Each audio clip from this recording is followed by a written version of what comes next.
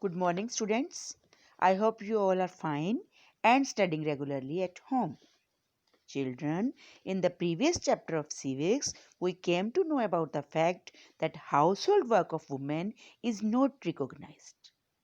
In today's chapter, named as Women Change the World, we will look at work outside the home and understand how some occupations are seen to be more suitable for men than for women.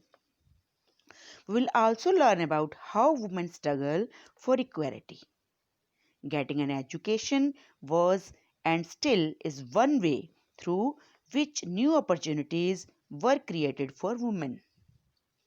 This chapter will also throw light on women's movement to challenge discrimination.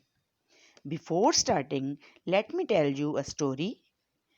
A teacher named Rosie had 30 children in her class.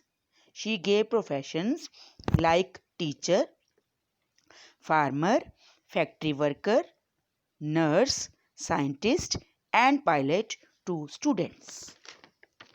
She asked the students to divide these professions between men and women. A lot of the children in her class drew women as nurses and men as army officers. The reason behind this was that they thought women were only suitable for a few jobs outside home. Let me explain you this with an example. Many people believe that women make better nurses because they are more patient and gentle. This is linked to women's roles within the family. Similarly, it is believed that science requires a technical mind and girls and women are not capable of dealing with technical things. Because so many people believe in these stereotypes, many girls do not get the same support that boys do to study and train to become doctors and engineers. In most families, once girls finish school, they are encouraged by their families to see marriage as their main aim in life. It is important to understand that we live in a society in which all children face pressures from world around them. Sometimes these come in the form of demands from adults. At other times, these pressures come because of unfair teasing by our own friends. For example, boys are pressurized to think about getting a job that will pay a good salary. They are also teased and bullied if they do not behave like other boys. Going to school is an extremely important part of your life, right? We notice that every year more and more children enter school. This makes us think that it is a normal for all children to go school. But in past, the skill of reading and writing was not common and was known to a few. Most of the children learnt the same work their families did. For girls, the situation was even worse. Girls were not allowed to learn alphabets. Even in the families who were indulged in activities like pottery, weaving, and craft, role of girls was seen as supportive.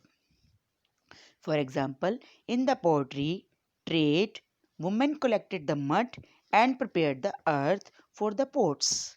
But since they did not operate the wheel, they were not seen as potters. In the 19th century, many new ideas about education and learning emerged. Schools became more common, and communities that had never learned reading and writing started sending their children to school. But still, there was a lot of opposition to educate girls. Even now, many girls are not allowed to go to school.